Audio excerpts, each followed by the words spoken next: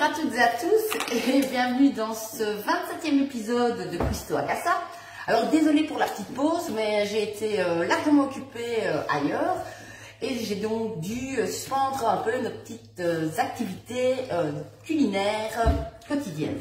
Alors, beaucoup de personnes m'ont demandé de réaliser les arancini en vidéo, donc c'est ce que je vais faire aujourd'hui.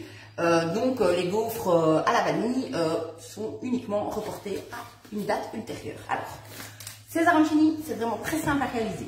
Il vous faut de la bolognaise. Ici, comme vous voyez, elle est absolument pas liquide. J'ai donc enlevé le jus de la bolognaise. Il vous faut donc de la bolognaise. Du riz, vous pouvez mettre aussi du risotto.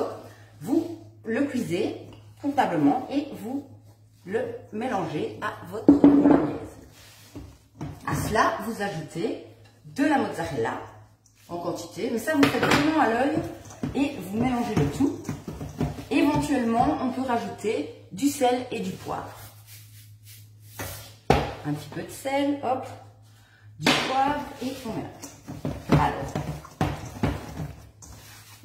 une fois que vous avez bien mélangé, je vais peut-être rajouter un petit peu de riz, ou hop, je vais mettre du riz. Une fois que vous avez bien mélangé, vous allez réaliser des boules que vous allez rouler dans la farine. Alors, une fois que vous avez réalisé vos boules, que vous les avez roulées dans la farine, il vous suffit de les paner. C'est-à-dire, vous allez les tremper dans des œufs battus et dans de la chapelure. Alors, on reboule convenablement, on les trempe dans les œufs battus, hop, et enfin, on les passe dans la chapelure et voici, on les reforme convenablement et hop, voilà ce que ça donne. Ces boules, vous allez les passer quelques minutes en friteuse et vous pourrez directement les déguster. On se retrouve dans quelques instants et je vous montre à quoi ça ressemble quand ça sort de la friteuse. Alors, une fois que vos arancini sont passés en friteuse, voici ce que ça donne. Une super chouette boule. Quand vous la coupez en deux, vous avez donc le mélange de bolognaise, de riz et de mozzarella.